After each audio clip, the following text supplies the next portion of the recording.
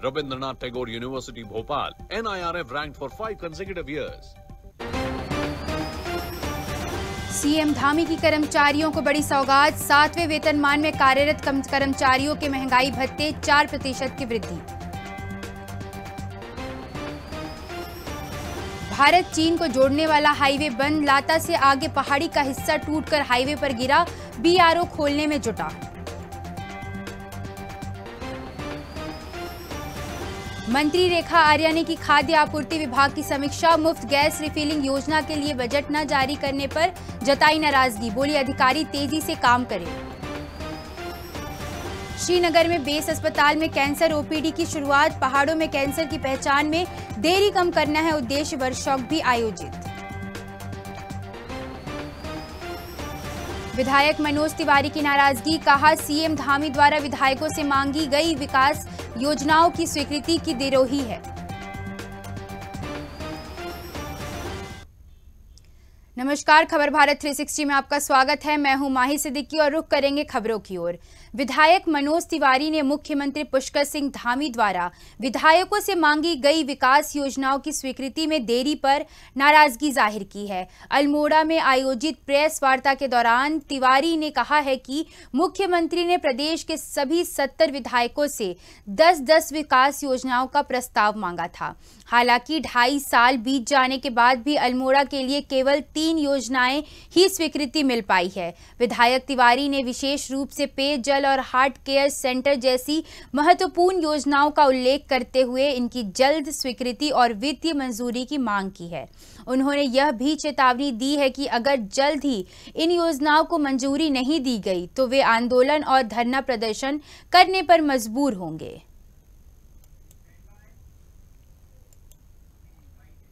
देखिए, माननीय मुख्यमंत्री जी का ने हमसे 10-10 योजनाएं मांगी थी, सारे विधायकों से, 70 के 70 विधायकों से। हमने प्राथमिकता में अपने अल्मोड़े की पेयजल समस्या को देखते हुए भविष्य की अल्मोड़ा सरयू सिराघाट पेयजल योजना, इसके अलावा हार्ट केयर यूनिट, इसके अलावा स्पोर्ट्स कॉलेज हो गया, इसके अलावा मिनी स्टेडियम्स हो गए, इसके अलावा हमारी अन्य जितने भी हैं इंजीनियरिंग कॉलेज, इनको दिया था।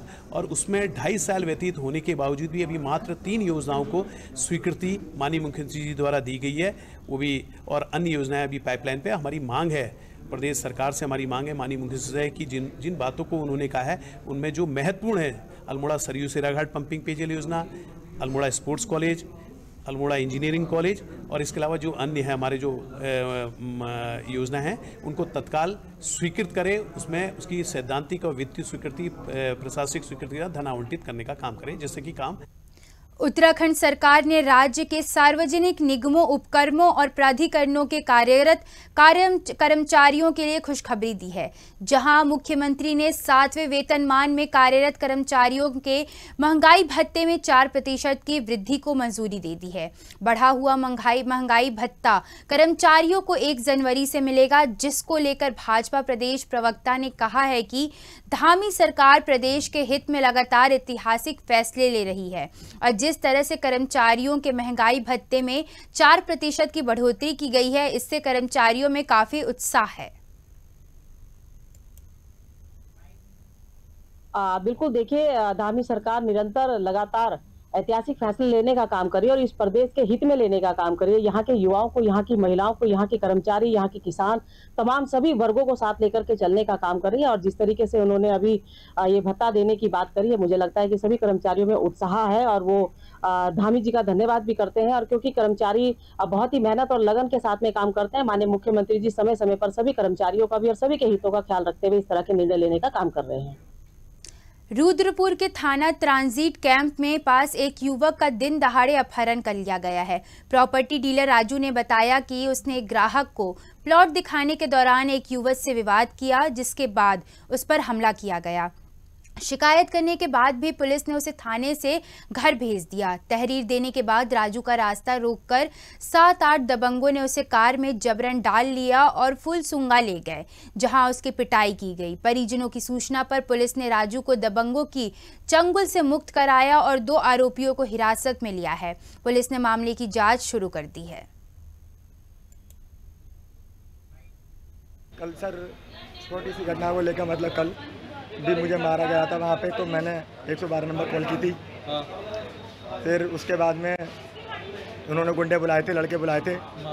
मैं यहाँ आया, यहाँ आके उन्होंने बोला सुबह आना, तो मैं सुबह के लिए एप्लीकेशन देने आया था। किसके खिलाफ?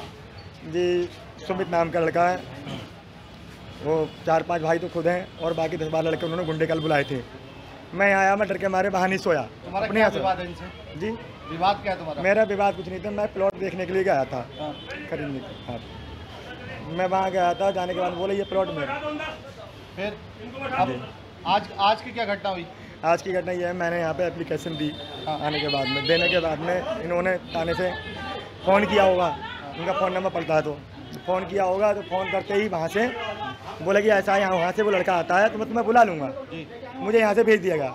मैं थोड़ा हट के गया, ये कार लेके आए, 10-12 लड़के थे इस कार में, सामने कार है, तो उसमें उन्होंने मुझे वहाँ पे खूब मारा पीटा, खूब दबा के मेरी बाइक सब छीन ली वहाँ पे, और मुझे बचाने वाला कोई नहीं था भैया, बहुत मारा मुझे, बहुत मारा। फिर मेरा हाँ, तब इनके पास रिवॉल्वर था, हथियार था इनके पास? हाँ हथियार था, और इनकी गाड़ी में अभी भी पड़ा होगा, देख लो, मुझे निकाल रहा हूँ, देखो वहाँ पे।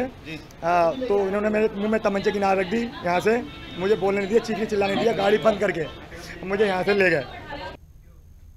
राजकीय मेडिकल कॉलेज श्रीनगर के बेस अस्पताल में कैंसर मरीजों के लिए ऑन्कोलॉजी और पैलिएटिव केयर ओपीडी खोली जा रही है। यह ओपीडी हर माह के पहले और तीसरे सोमवार को डॉक्टर अजीत तिवारी द्वारा लगाई जाएगी।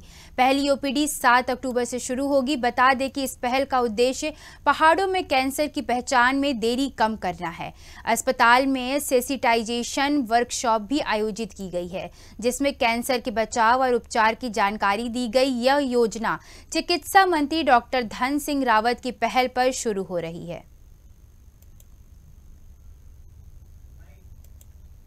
हम यहाँ पर श्रीनगर मेडिकल कॉलेज और हॉस्पिटल में फ्री कैंसर की ओपीडी और कंसल्टेशन प्रोवाइड करने वाले हैं। यह ओपीडी अगले महीने से चालू होगी और हर पहले और तीसरे सोमवार को यह ओपीडी की जाएगी 9 बजे से 3 बजे के बीच में। और मैं धन्यवाद देना चाहता हूँ यहाँ के सारे स्टाफ को कि हमें ये अपॉर्चुनिटी मिली कि हम कैंसर के मरीजों की सेवा कर पाएँ। पहाड़ में बहुत से मरीज हैं कैंसर के जो कि अपने ट्रीटमेंट, पहली बात तो बीमारी को पहचान नहीं पाते, उनकी डायग्नोसिस डिले होती है और जिस वजह से ट्रीटमेंट काफ़ी डिले हो जाता है क्योंकि सही समय पर उनकी डायग्नोसिस नहीं हो पाती। तो इस ओपीडी के माध्यम से हम चाहेंगे कि ज़्यादा से ज़्यादा कैंसर के मरीज इस ओपीडी में विजिट करें ताकि उनकी जो प्रॉब्लम्स है वो हम देख सकें, उन्हें कैंसर डायग्नोसिस दे सकें और फिर उनके आगे ट्रीटमेंट के लिए उन्हें सही रास्ता दिखा सकें। धौलछीना थाने और स्वीकृत तहसील को संचालित करने की मांग को लेकर स्थानीय लोगों ने डीएम को ज्ञापन सौंपा है। 2014 में स्वीकृत हुई धौलछीना तहसील अब भी जिला मुख्यालय से संचालित हो रही है, जबकि ब्लॉक मुख्यालय में इसके संचालन के लिए पर्याप्त भवन और संसाधन उपलब्ध है। लोगों का कहना है कि धौलछीना थाना आरटीआई के भवन में अस्थायी रूप से संचालित हो रहा है, जबकि कुछ कर्मचारियों की मिलीभगत से इसका भवन बाढ़े छीना में शील गांव में बनाए जाने का प्रस्ताव है, जो अल्मोड़ा से मात्र 15 किलोमीटर दूर है।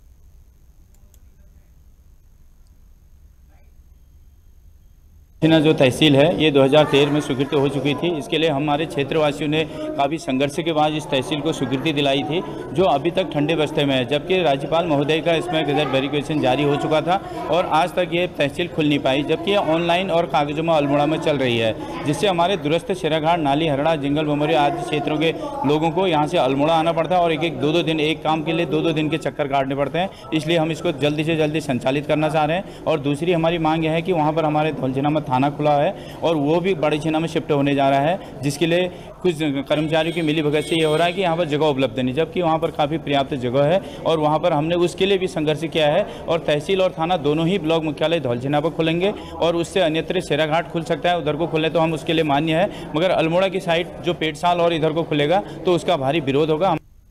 टेक होम राशन के एनसीसीएफ को दिए जाने का स्वयं सहायता समूह की महिलाओं ने विरोध जताया है। महिला कांग्रेस पार्टी के प्रदेश अध्यक्ष रौतेला ने कहा है कि सरकार के इस फैसले को लेकर 25 सितंबर को सचिवालय के बाहर प्रदर्शन करेंगे।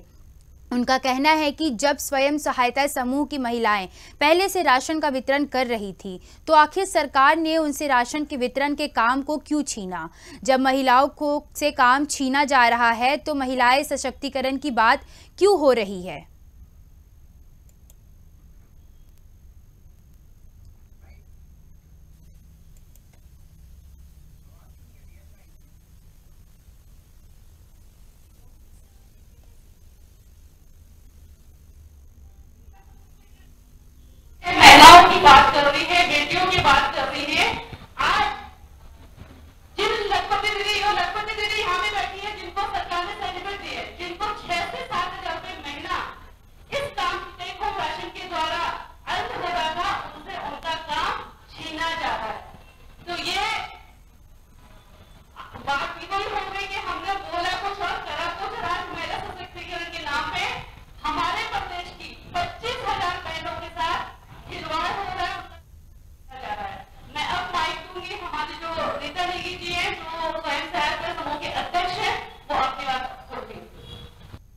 उत्तराखंड में स्मार्ट सिटी को लेकर एक बार फिर सियासत तेज हो गई है। कांग्रेस के वरिष्ठ उपाध्यक्ष सूर्यकांत धस्माना ने दून स्थित कैंप कार्यालय में प्रेस वार्ता के दौरान सरकार पर निशाना साधते हुए कहा है कि स्मार्ट सिटी लिमिटेड का काम पूरा होने का दावा किया गया है, जबकि देहरादून की 60% ट्रैफिक लाइट्स बंद हैं। उन्होंने यह भी कहा है कि रेलवे स्टेशन और आईएसबीटी में यात्रियों को गड्ढे और गंदगी का सामना करना पड़ता है, जिससे शहर की स्मार्ट छवि धूमिल होती है। धस्माना ने गड्ढों में सड़क एवं सड़क पर गड्ढे अभियान शुरू करने का भी संकल्प लिया है। वहीं भाजपा प्रदेश प्रवक्ता हनी पाठक ने कांग्रेस पर झूठे आरोप लगाने का आरोप लगाया है और कहा है कि सरकार स्मार्ट सिटी के विकास के लिए प्रतिबद्ध है। बोर्डों को रंगीन पोतना, दीवारों को उसमें भित्ति चित्र बना देना, देहरादून में 4 लैंप पोस्ट लगा देना, ये स्मार्ट सिटी नहीं होता। स्मार्ट सिटी के नाम पर जो पूरे देहरादून के अंदर हॉस्पिटल कैसा है, स्मार्ट है। ट्रैफिक सिस्टम कैसा है, स्मार्ट है। सीवर सिस्टम कैसा है, स्मार्ट है। पीने के पानी की व्यवस्था क्या स्मार्ट है। शहर की जो लाइट सिस्टम है, जो स्ट्रीट लाइट है, क्या वो स्मार्ट है। सफाई की व्यवस्था क्या है, वो स्मार्ट है। सारा शहर का बेड़ा गर्क होगा। सफाई व्यवस्था पूरी चरमराई हुई है। सड़कों में गड्ढे, गड्ढों में सड़क, ये पूरे शहर के अंदर मुख्य मार्गों में नहीं, सारे जितने मार्ग हैं उसमें यही हालत है। पूरे शहर के अंदर सीवर जगह जगह, आप सीवर लाइन जाके देखिए। सहजदारा रोड में मैंने परसों सीवर लाइन की हालत दिखाई थी। इसी प्रकार से पीने के पानी की व्यवस्था आप शहर के अंदर देखिए। गर्मियों में लोग पीने के पानी के लिए तरसते रहे, पूरे शहर के अंदर तबाही मची रही, पानी के लिए त्राहिमाम मचा रहा, कोई सुनने वाला नहीं है। बरसात में जिस प्रकार से जल भरा हुआ, कई जगह तो स्विमिंग पूल बन गए, कई जगह नदियां बह रही थी, कई जगह नाले बह रहे थे।